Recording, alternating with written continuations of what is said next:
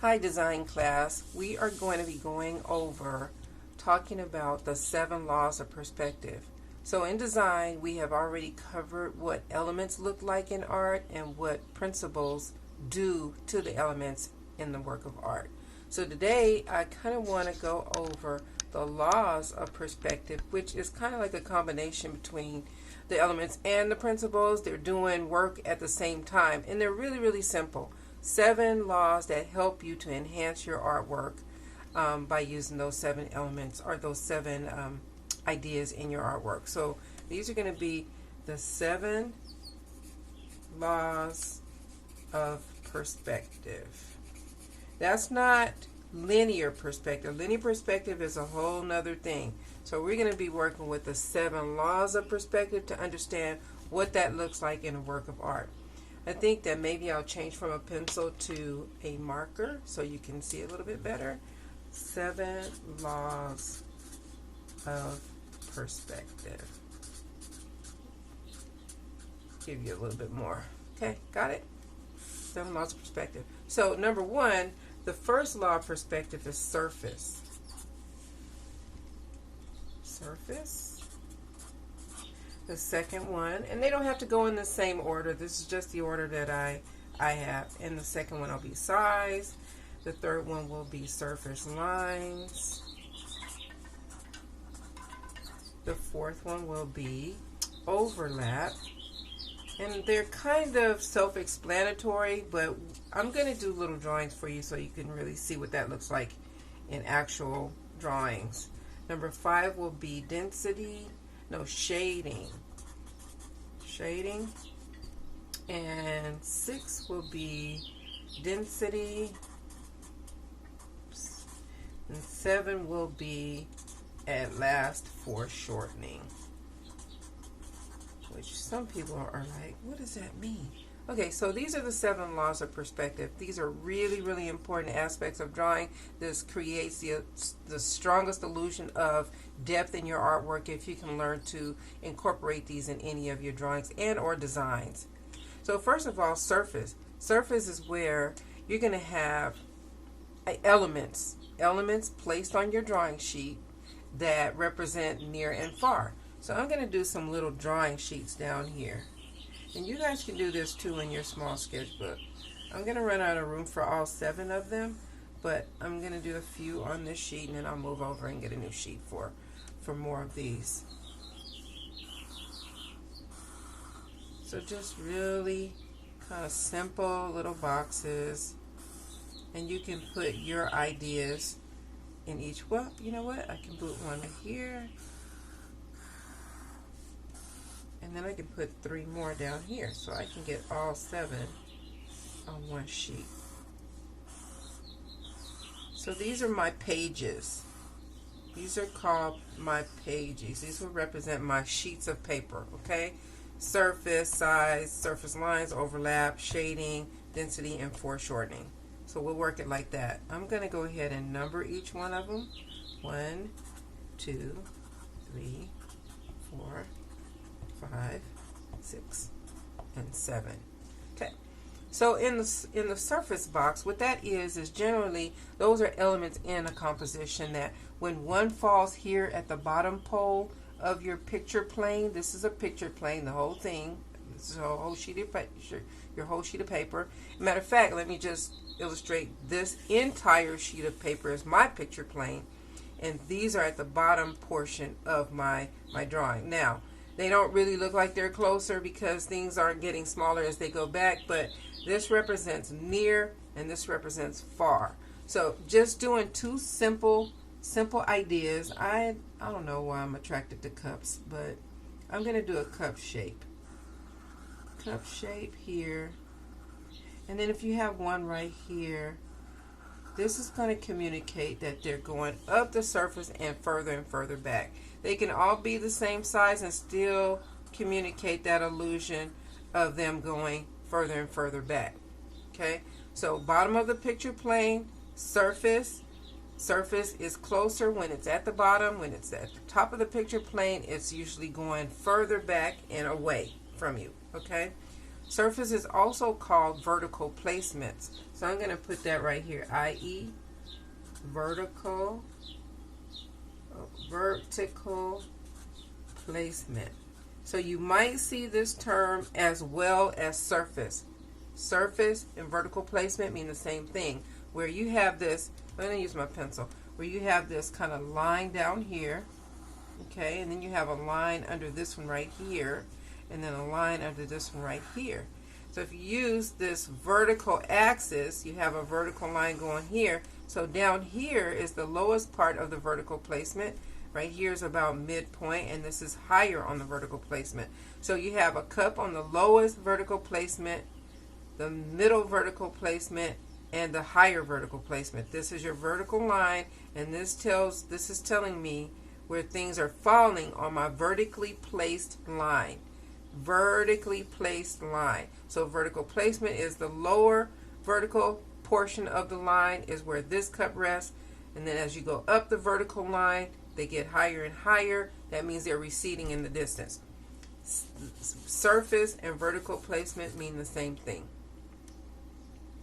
Okay, so now let's move on to number 2, size. Size really makes the biggest, a lot of difference. And then we can incorporate all of these laws into one drawing, and we'll do that on another page. So for now, for the next one will be size. Number 2 is size. So again, my cup, I'm just going to do a cup. And I'm just doing a shape of a cup. These are not forms. There's no three-dimensionality to them because I don't want to give you guys too much information too quickly. So here's a large cup, and of course I did put it at the bottom of my picture plane, but if I put a cup right here, we talked about picture planes and surface and vertical placement. That doesn't always hold true with certain other laws of perspective. So now we have 2 cups. Now this one could just look like a larger cup than this one, or it can just be in the distance. It can be like rolling down. Maybe this is sitting on some kind of table that has an incline or something like that. So it's going back. So large is closer, small is further. If we put a cup up here, up higher on the vertical plane, or the vertical axis, it would still seem to be going back further and further. The smaller the cups go, the more distant they are. So large, well, this one is a little bit larger than this one. So large and small. This one's closer to us because it's bigger than this one. So they're all in random spots. If you take away this cup right here, you're going to see that illusion a little bit clearer, how size determines near and far. We're also looking at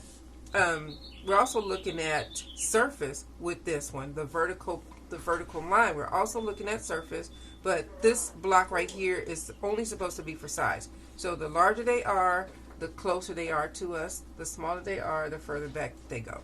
Okay?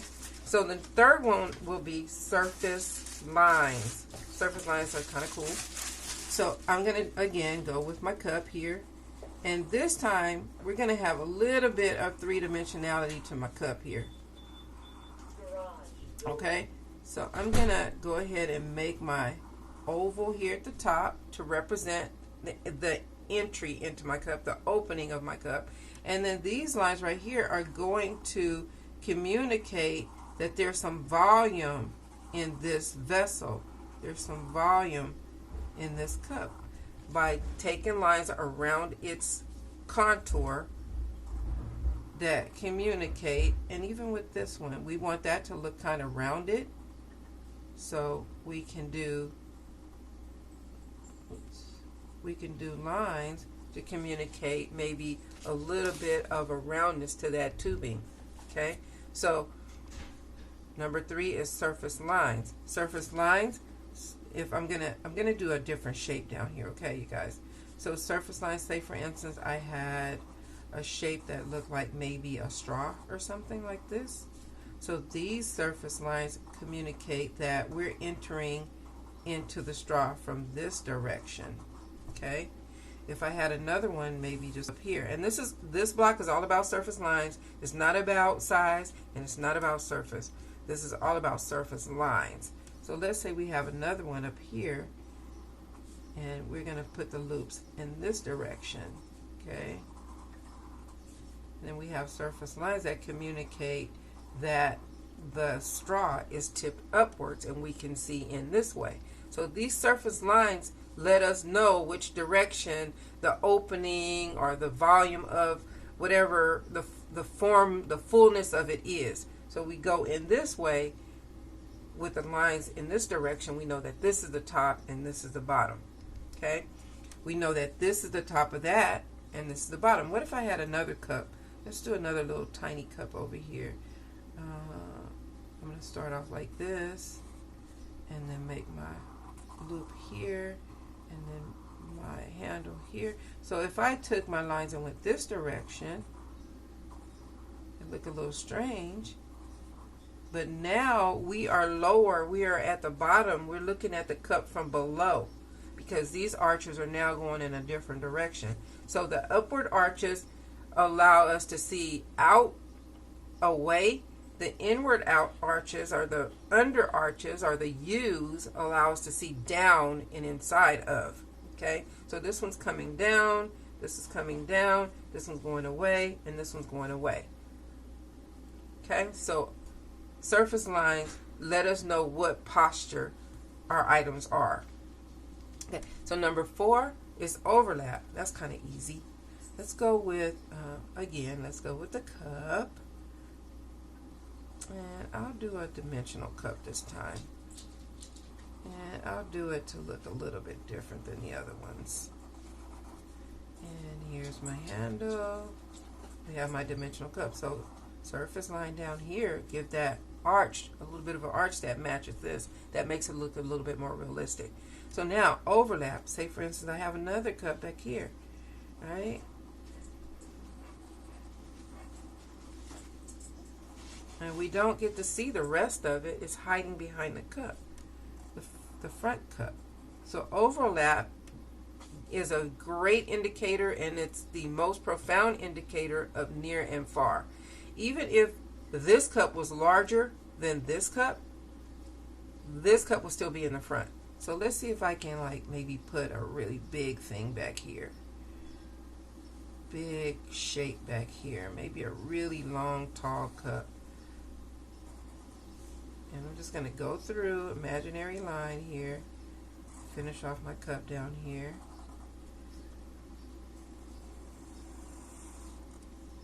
And the handle is going off the page like that. So now check this out. This cup is closer to us, but it kind of doesn't make sense because the surface, the bottom surface of it tells us that it is closer to us. We probably should have cut our cup off right about up in here. All right. So let me just make a little bit of a correction while you guys watch. That sometimes the teacher might make a mistake and forget what she's doing. So now I fixed it. Where now it looks actual. It looks like it's supposed to. So we have a huge truck in the background now. A cup. Did I say truck? A cup in the background and one in the front. So the near far with size, things being closer to us are larger, things being further back are smaller.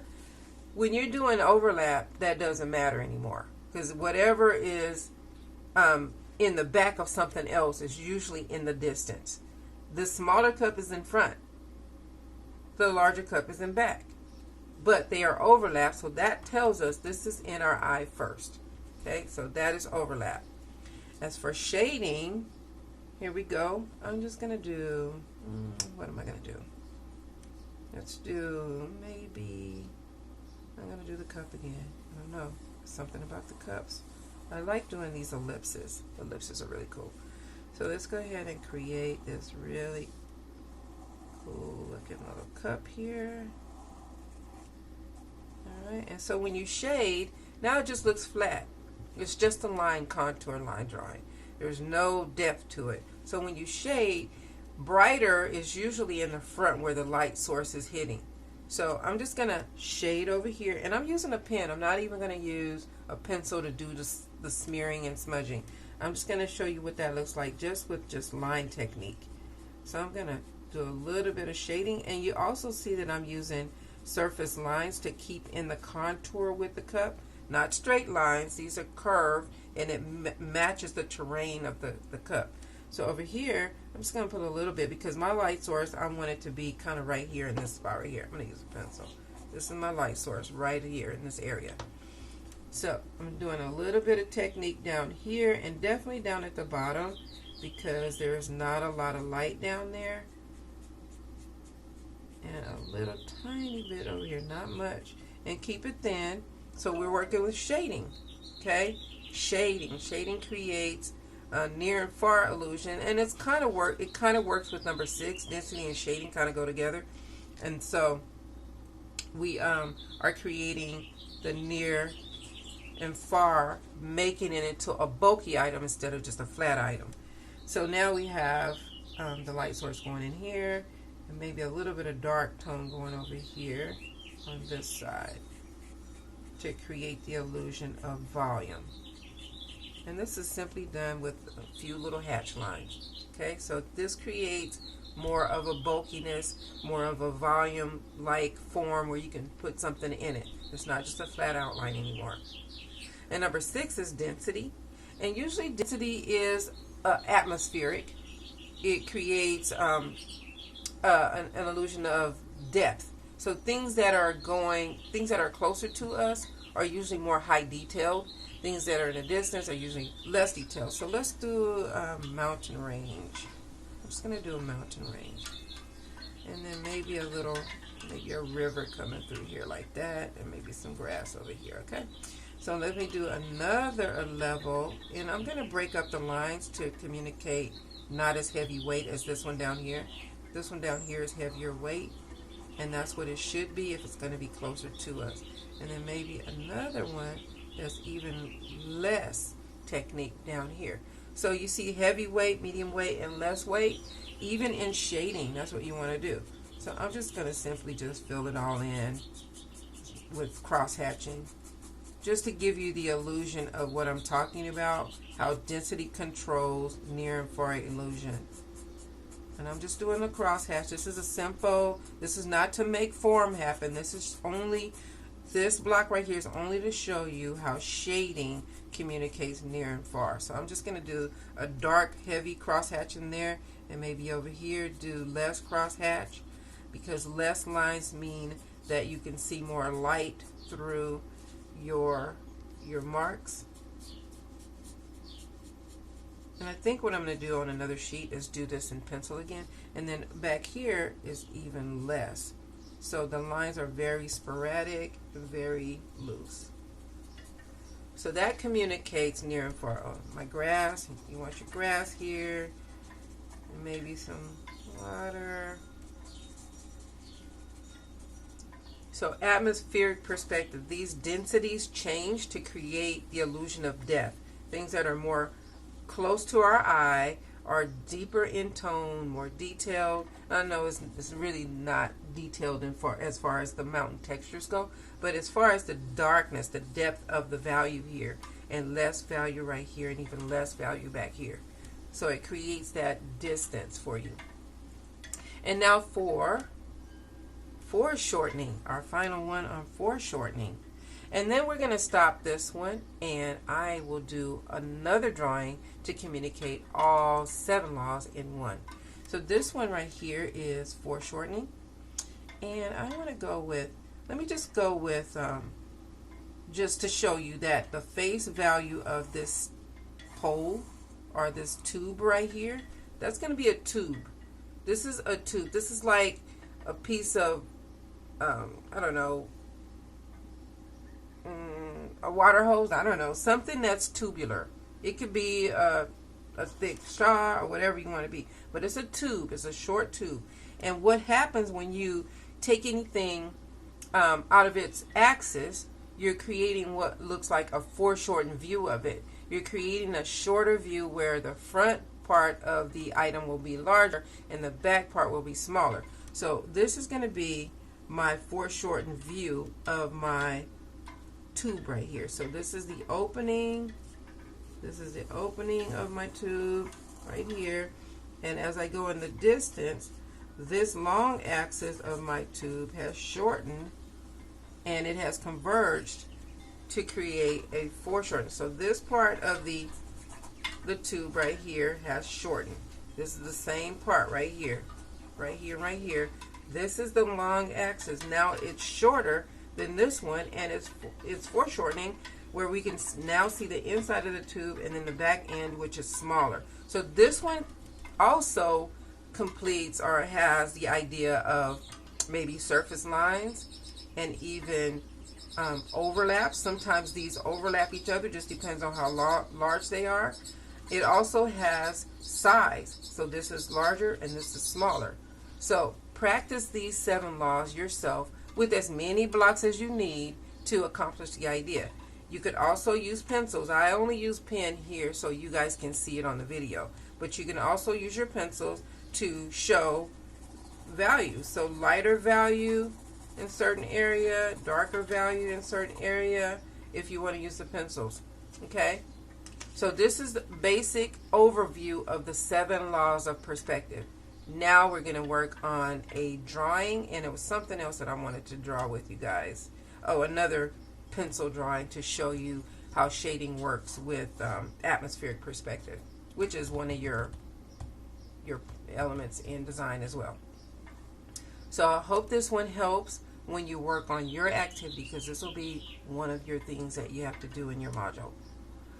And we'll see you at the next one. This is the 7 laws of perspective.